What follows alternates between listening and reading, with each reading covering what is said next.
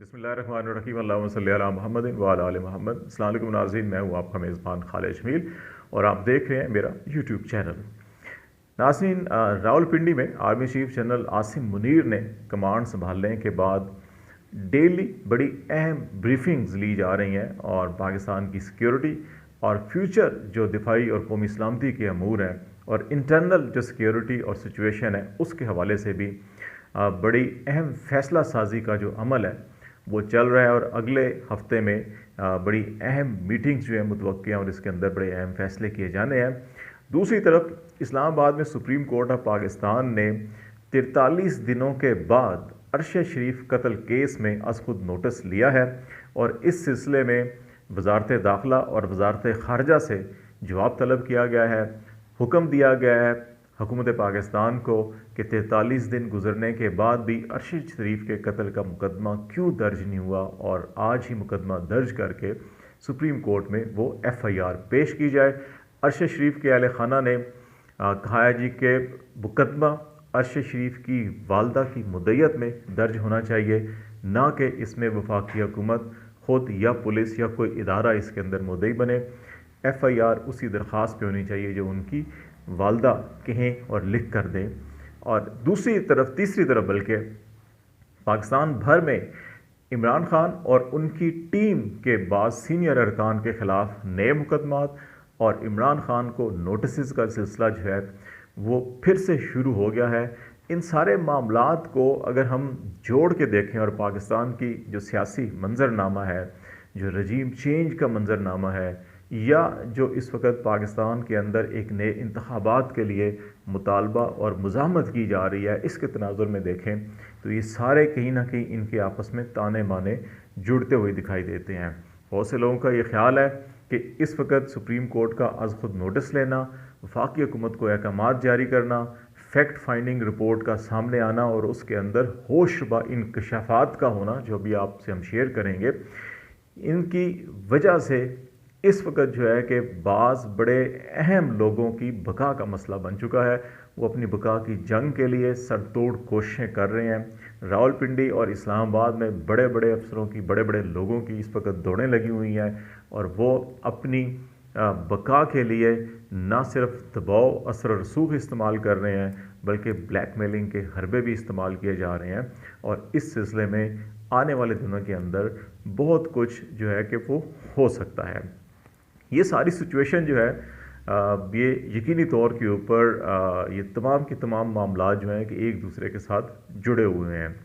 Supreme court के अंदर ये मामला कुछ दिनों से पाकिस्तान की सिविल सोसाइटी, जर्नलिस्टों ने, सियासतदानों ने और आम शहरियों ने भी चीफ जस्टिस पाकिस्तान को पाकिस्तान से भी और बैरून पाकिस्तान से भी खतूत लिखने का सिलसिला शुरू किया था, जिसमें अरशद शरीफ के कत्ल के हवाले से तशवीश का इज़हार किया गया और कहा गया कि अभी तक इसके ऊपर कोई पेशरफ्त नहीं हुई और चीफ जस्टिस पाकिस्तान को इसका नोटिस लेना चाहिए और बिल आखिर ये नोटिस लिया गया। इसमें 5-7 चीज़ें बड़ी अहम हैं जो काबिल ज़िक्र हैं और ये काबिल फ़िक्र भी हैं। कि एक बात तो ये कि इसके अंदर ये फैक्ट फाइंडिंग रिपोर्ट के अंदर ये तस्लीम किया गया कि जितने भी तमाम के तमाम जो मुकदमात कायम किए गए थे अरशद शरीफ के ख़िलाफ़, वो तमाम के तमाम खिलाफ ज़ाब्ता थे। किसी कायदे और ज़ाब्ते को जो है कि वो फॉलो नहीं किया गया और इसके ख़िलाफ़ ये मुकदमात किए गए। अब इसी नौइयत के मुकदमात जो हैं दूसरी तरफ आज़म स्वाति, शहबाज गिल और दीगर सियासी कारकुनों के ख़िलाफ़ और दीगर जर्नलिस्टों के ख़िलाफ़ भी किए जा रहे हैं, उसके ऊपर खामोशी है। दूसरी बात यह कही गई और बड़ी हैरत और अफसोसनाक बात फैक्ट फाइंडिंग कमेटी में रिपोर्ट में कही गई कि ये FIR दर्ज करने से पहले हुकूमत से मंजूरी नहीं ली गई। इन्हीं FIRs की बुनियाद के ऊपर हमारे वज़ीर दाखिला साहब, हमारे वज़ीर इत्तलात साहिबा, हमारे दीगर वफाकी वज़रा और हत्ता के हमारे DG ISPR और DG ISI ने भी प्रेस कॉन्फ्रेंस की और उसमें भी अरशद शरीफ कत्ल केस के हवाले से बातें की गई। लेकिन इस फैक्ट फाइंडिंग कमेटी में कुछ और ही बात कही जा रही है। फिर ये कहा गया कि अरशद शरीफ का बैरून मुल्क जाना, पाकिस्तान को छोड़ के यहाँ से मजबूर जो हुए हैं वो इन्हीं मुकदमात के साथ जुड़े हुए ख़तरात की वजह से उनको मुल्क छोड़ना पड़ा। हमारे DG ISI, हमारे DG ISPR, हमारे वज़ीर दाखिला ये कहते हैं कि उन्हें कोई ख़तरा नहीं था, कोई थ्रेट नहीं था, वो किसी और वजह से बैरून मुल्क गए। लेकिन फैक्ट फाइंडिंग रिपोर्ट जो है कुछ और कह रही है। پھر یہ کہا گیا جی کہ ان کا جو اسیسینیشن ہے وہ بڑی منصوبہ بندی کے تحت کی گئی. اس کو پہلے ہمارے لوگ جو ہے کہ وہ حادثہ قرار دے رہے تھے. پھر اس میں یہ کہا گیا کہ یو اے ای میں بھی ان کو چھوڑنے کو مجبور کیا گیا کہ وہاں سے وہ نکل کے کہیں اور جائیں. اب یہ بڑا وہ اہم سوال ہے کہ یہ کون ہے جو ان کو چھوڑنے پر مجبور کیا گیا. اور پھر یہ کہا گیا جی کہ جو ایف آئی آرز درج کی گئی تھیں ان کے مدعیز کو جتنے بھی مقدمات درج کرانے والے ہیں ان کو فیکٹ فائنڈنگ کمیٹی نے بلایا تھا. ان میں سے صرف 2 آئے اور 2 نے بھی جو انکشافات کیے ہیں بڑے ہوش ربا ہیں کہ وہ کیوں انہوں نے مقدمات درج کیے, ان کے پیچھے کون تھے یا کن کا دباؤ تھا, وہ ساری چیزیں بھی انہوں نے بتا دی ہیں. اور پھر جو میڈیکل رپورٹ اس کی تھی اس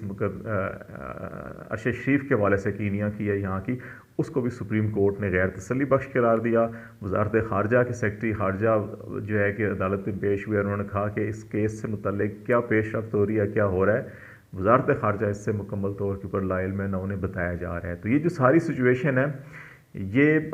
بڑی تشویشناک اور افسوسناک ہے, اور یہ بڑی پن پوائنٹ کر رہی ہے اور بڑی واضح طور کے اوپر اشارے مل رہے ہیں کہ اس کے پیچھے کون ہو سکتا ہے. اسی کے ساتھ جو ہے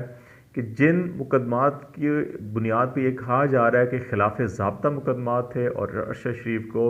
ان مقدمات سے جڑے خطرات کی وجہ سے ملک چھوڑنا پڑا, بالکل عین اسی طرز کے اوپر ایف آئی آر جو ہے کہ ابھی سندھ اور بلوچستان میں اعظم صفاتی اور شہباز گل کے خلاف قائم کی جا رہی ہیں, اور ان کے مدعی بھی اسی قسم کے نامعلوم لوگ ہیں اور ان کے پیچھے کون ہے. اب یہ فیکٹ فائنڈنگ کمیٹی میں جو ارشد شریف کے حوالے سے جو چیزیں آئی ہیں, یہ اس معاملے میں بھی اگر دیکھا جائے اعظم صفاتی اور شہباز گل کے معاملے میں, تو اس کے پیچھے بھی وہی ہوگا. پھر بڑی ایک اور دلچسپ بات ہے کہ ایک طرف اس رپورٹ میں یہ کہا جا رہا ہے کہ ارشد شریف کے خلاف مقدمات خلاف ضابطہ تھے, حکومت سے منظوری نہیں لی گئی, لیکن اسلام آباد میں جو اے آر وائی ارشد شریف, خاور گھمبن اور شہباز گل کے خلاف جو مقدمہ درج کیا گیا تھا اس میں تو جوڈیشل مجسٹریٹ جو ہیں مدعی ہیں.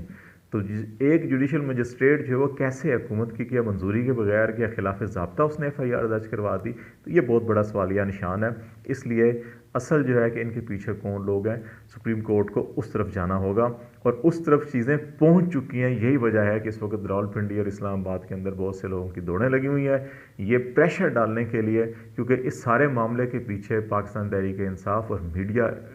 آرگنائزیشنز اور میڈیا میں بھی ایک خاص طبقہ ہے. مجموعی طور کے اوپر زیادہ تر میڈیا جو ہے کہ ارشد شریف قتل کیس کے اوپر خاموش ہے, یا وہ حکومتی لائن یا ان کی جو بیسیکلی سارے معاملے کے پیچھے تھے ارشد شریف کو یہاں سے نکالنے میں, اس کو ڈرانے میں, اس کو دھمکانے میں لوگ ملوث تھے, ان کے پپٹس بن کر کام کر رہے ہیں. تو اس لیے